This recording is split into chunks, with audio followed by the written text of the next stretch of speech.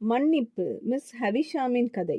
கிறிஸ்துவுக்குள் பிரியமானவர்களே, சகோதரி நான்சி சொல்கிறார்கள், சார்லஸ் டிக்கன்ஸ் எழுதிய கிரேட் எக்ஸ்பெக்டேஷன் என்ற நாவலில் மன்னிக்காத இருதயத்தின் ஒரு ஆழமான படத்தை நாம் காண்கிறோம்.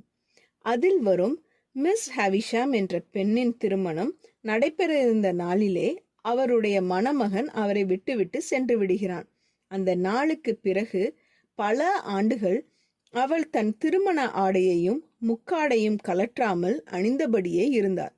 அவை நாளடைவில் கிழிந்த துணிகளாக மாறின. வீட்டின் ஜன்னல்களை மூடி சூரிய ஒளியே உள்ளே வரவிடவில்லை. திருமணத்திற்காக தயாரிக்கப்பட்ட கேக்கையும் அகற்றாமல் விட்டதால் அது அழுகி எலிகள் தின்றுவிட்டன. அப்போது அவள் சொன்னாள், அந்த கேக்கை எலிகளின் பற்கள் அரித்து விட்டன, ஆனால் அதைவிட கூர்மையான பற்கள் என்னை அரித்து கொண்டிருக்கின்றன. அந்த கூர்மையான பற்கள் எப்படி இருக்கும் என்று உங்களுக்கு தெரிந்திருக்கலாம்.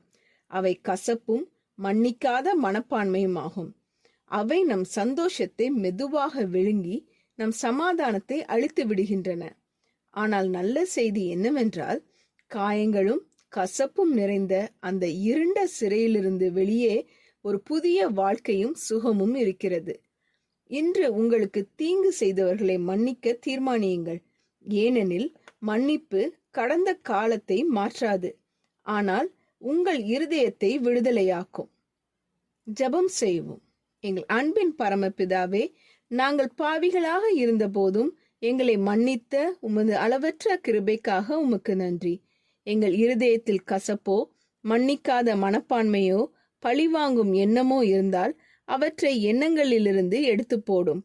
எங்களை புண்படுத்தியவர்களை நீர் எங்களை மன்னித்தது போல மன்னிக்கிற கிருபையை எங்களுக்கு தாரும். கடந்த கால காயங்களிலிருந்து எங்களை விடுவித்து உமது சமாதானத்தாலும் அன்பாலும் எங்கள் இருதயங்களை நிரப்பும்.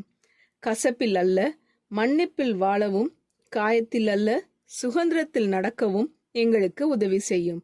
உமது மன்னிப்பை அனுபவித்தவர்களாக அதே மன்னிப்பை மற்றவர்களுக்கும் தருகிறவர்களாக எங்களை மாற்றும். இயேசுவின் நாமத்தில் ஜெபிக்கிறோம் பரமபிதாவே, ஆமீன். இந்த மெசேஜ் 2 டிசம்பர் 2024 நான்சி டிமோஸ் வோல்கமுத் அவர்களின் இயேசுவை தேடி என்ற புரோகிராமிலிருந்து எடுக்கப்பட்டது. கர்த்தர் உங்களை ஆசீர்வதிப்பாராக.